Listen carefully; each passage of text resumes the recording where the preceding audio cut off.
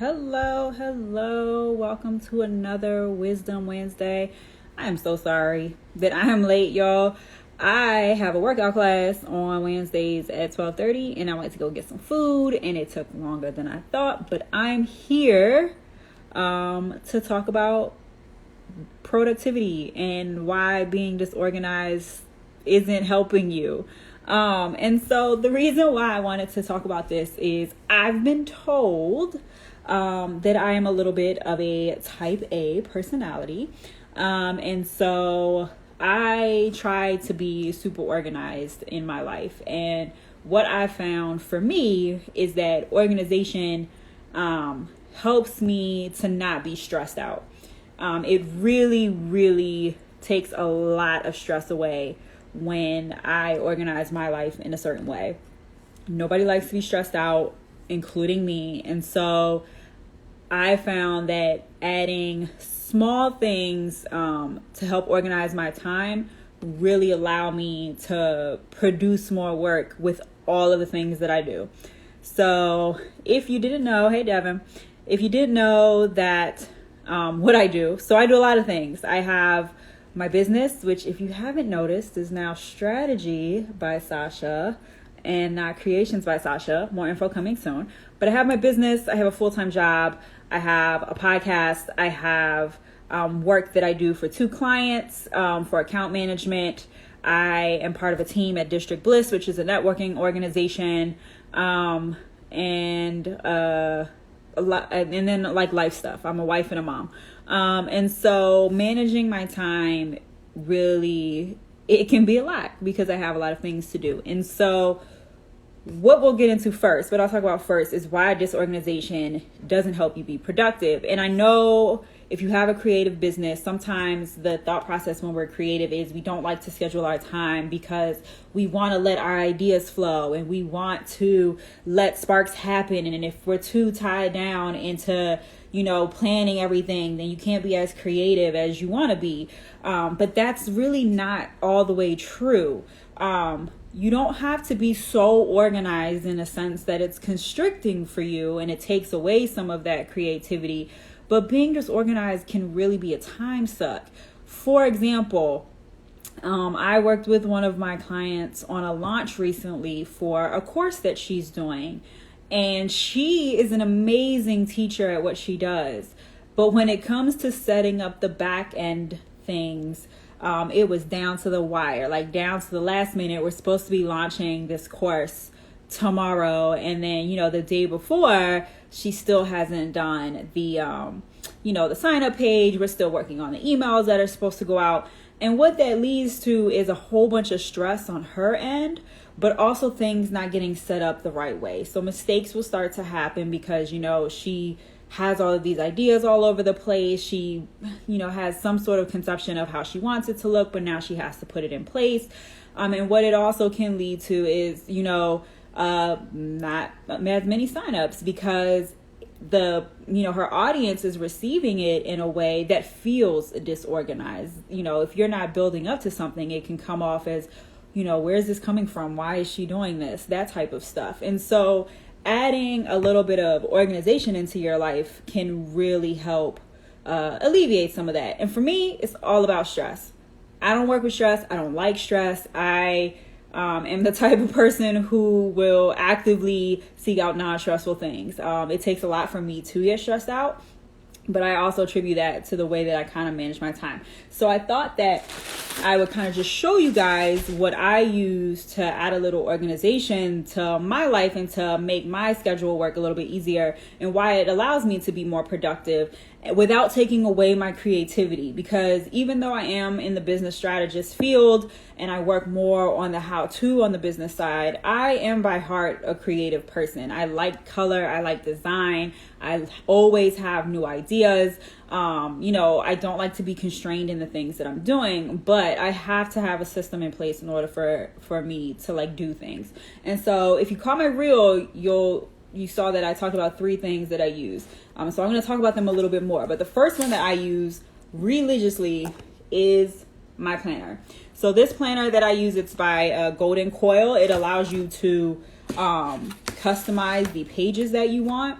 and you can do daily, you can do weekly, things like that. I have the weekly planner because, fun fact, or I guess the caveat, if you are creative, I don't like daily planners where it has the times all scheduled out, because I feel like that's too constricting. I don't want my day to be that planned out.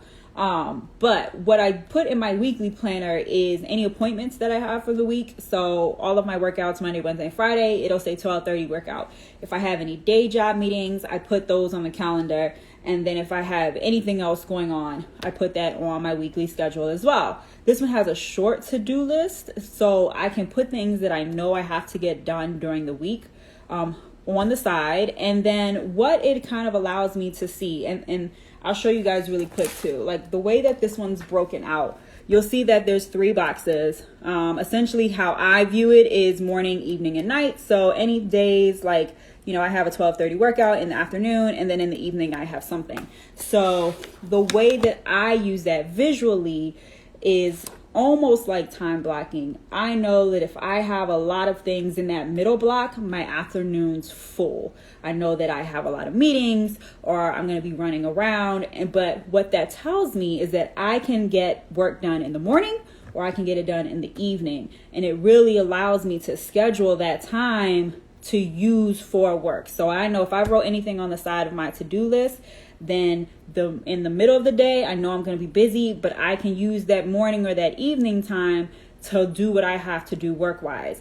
And because I can see it laid out, it helps me organize my day a little better. I keep it right here on the side of my desk. And so whenever I need to do something, if it doesn't make it in here, it's not on my schedule. So I have to write it down in order to know what's going on. So that's kind of the first thing that I use. And I promise you, it doesn't make me feel stifled in coming up with new ideas. It doesn't make me feel like I don't have time or I'm rushed. What it allows me to see is the time that I do have in order to get work done. And it works really well for me. The second thing that I talked about in my reel is just a notebook. I have this notebook right here. I probably have like 3 more down here. I use this one the most. I have a lot of ideas. And so what does that mean? I can't keep them all up here because there's so many things running up in my head at any given time. And if it was up to me, I forget all of them. So I use my notebook whenever I have work meetings or whenever I'm having conversations with someone, or if I have ideas, I use my notebook to jot all of that stuff down. And that way I can then, if I'm having a meeting with a client, for example, and something, all these to-dos come up, I can take it out of my notebook, put it into my planner. So as either a to-do in my planner or as something as, a time block in my planner. And that allows me to retain more information. It makes for a seamless transition of, I talked about this with X, Y, and Z. Let me make sure I have it jotted down so I don't forget to do it. And it lets me, keep ideas going. I can say, I have an idea for a product, but 2 days from now, I'm not gonna remember what that is. So I can just go back to my notebook, find time on my planner of like when I can, really sit down and design a product. And there you go. Like I already have kind of that system working. The last thing that I pointed out is this handy thing here, which is a daily productivity checklist. I don't personally fill one of these out, but I do it kind of mentally in my head throughout the day. But what I have on this checklist, and you can get yours if you want something like this, I have a link in my bio for a quiz that you can take. And this is the freebie that you'll get from it. Or actually, I lied. I take that back. It's in the email list. If you want one, DM me and I'll send you the link to it. It's going to be on a free resource on my new website coming out soon, but more information about that will be coming probably next week or later next month. But this outlines 3 priorities for the day and 3 things that you can move to tomorrow, and as a space for daily goals. Y'all know I'm big on goal setting, and that includes every day. So what are the things that you want to accomplish today? What are the 3 things that you must accomplish today? And what do you think that can wait for tomorrow? So, for example, I want to sign Stokely up for gymnastics class. He's really into tumbling and he likes it a lot. So I know I want to do that. But I know that I have to plan out my email content for next month. So which of those takes a priority for today and which of those can I move for tomorrow? if you find yourself using something like this and those things that you keep saving for tomorrow keep getting pushed back day after day after day, there's a reason for that. And I'm going to do a live about that, about outsourcing and what all of that means. But essentially it means you don't want to do that task. It still probably is important, but you have to figure out a way to get it done or a way to pay somebody else to do it for you. But pick 3 things that you know you have to get done today, and then pick 3 things that you know can wait till tomorrow. So you don't have to stress about those 3 things. You know, you don't have to worry about that. You can take it off your plate for today, because part of what being disorganized does is it makes us feel like we have so much going on that we don't even know where to start. We don't even know what to do, where, like, what's number one that I have to do today, because I've just let things kind of get out of hand, and I know I have to do X, Y, and Z, but does Z come first, or does X come first, or does Y? And so allow yourself to every morning pick what you need to accomplish for the day. And that goes into setting your daily goals. So I know, like, Lindsay, for example, does a lot of DIY stuff. Let's say she wants to paint the bathroom. So what are her goals when it comes into that, right? She's redoing her bathroom. What are your goals when it comes to redoing that? We know we want to repaint. We know we want to take out the plumbing. We know we want to redo the vanity. We know that we want to buy new light fixtures. Okay, well, what does a daily goal look like that mean? Okay, today I'm going to pick my color scheme for the bathroom. And that can be it. So I know my priority for today, the goal for that bathroom today is to pick out a color scheme. So my first priority is to go research 3 different color hues that I like for that bathroom. And that's kind of how you break out bigger tasks, and it allows you to be more productive in accomplishing those tasks because you're breaking it out smaller. You're giving yourself some organization to it. And you're just allowing yourself to focus on smaller pieces of bigger projects, which allows you to get more work done. I love all of your projects, Lindsay. I will manage any of your projects that you want in exchange for you doing something to my house. So that's one way that you can really kind of break stuff down, though, is figure out, look at the big picture and then try to break it down so you don't feel like you're all over the place. Because like I said, that's what disorganization does. It makes us feel like we are, that something is too big for us to get started on. Or it makes us feel like we're under time constraints that really we probably put on ourselves because we keep pushing it off because we don't know where everything is and we don't know what we need to do first. And so for me, having a planner, my notebook, and then my checklist like this really helps to kind of organize my life in a way that lets me get more work done. Because I know I work with a lot of creatives, another thing that I suggest when you are talking about blocking out time and, you know, not being disorganized in your work, one thing that I found helps me to not get bored with what I'm doing, because I know that's a problem for creatives. The reason why we tend to be so disorganized is because we're like, oh, I want to start this project, but now I'm kind of bored of it. So I'm going to start this project over here, but no, I'm kind of bored of that. So I'll go back to this project. What I do is focus on a specific type of task and then kind of bounce around within that. So what does that mean for me? I do blog and email content for several of my clients, including myself.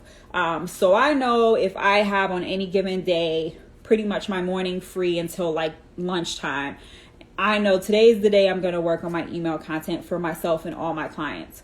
All of my clients and myself are in different industries, so I can do my content calendar. I'll work on that for a little bit, and then I can bounce around to a client's content calendar, do hers for a little bit, go back to mine, go back to client B. I'm still working on the same type of task, but what it's allowing me to do is kind of get my creative juices flowing in a way where I'm bouncing from one thing to another, but still within the same type of work. So I'm getting more done because my brain is already in the mindset of email management, content planning, blog writing. So I'm already thinking in that mindset, but because I'm doing, different clients, I'm able to kind of have fun and still feel productive because I'm getting more work done, but I'm doing different types of things, but in the same mindset, if that makes sense. So that's kind of what I wanted to talk about. You don't have to be as super organized as I am. I know that I'm probably a little bit much in my organization for some people. I didn't even get into like how I really like work. But a little bit of organization really goes a long way in boosting your productivity levels. You will be surprised how much, even by having a simple planner, or even seeing what you have laid out for the day and how much time you have between things you need to do, can really help you focus in with the time that you do have. If I know I only have an hour laid out on my planner to do something, I'm going to look at my list. What's the priority number one that I have to get done today? I only have an hour, so I'm going to crank that out. And maybe because I'm focused, I'll be able to, bounce to something else. So even if you don't have anything, a planner has really changed the way that I work. I highly recommend Golden Coil. They're beautiful planners. It's really sturdy, literally sits on my desk every day. I look at it first thing in the morning. So I want to hear from you guys. If you have tools or tips that you use to get more organized and you feel makes you help work better and helps you be more productive, let me know. Leave them in the comments. If you want to get your own version of the daily productivity checklist, send me a DM. I'll send you a link to it. It'll be a free resource coming soon on the new website. And yeah, thank you so much for tuning in. Sorry I'm late. I'm a little bit hungry. But tune back in next Wednesday. I don't know off the top of my head what I'll be talking about, but I'll be posting it on Mondays. On my Monday feed post, you'll be able to see what I'm talking about. And until then, thank you so much for tuning in to this Wisdom Wednesday.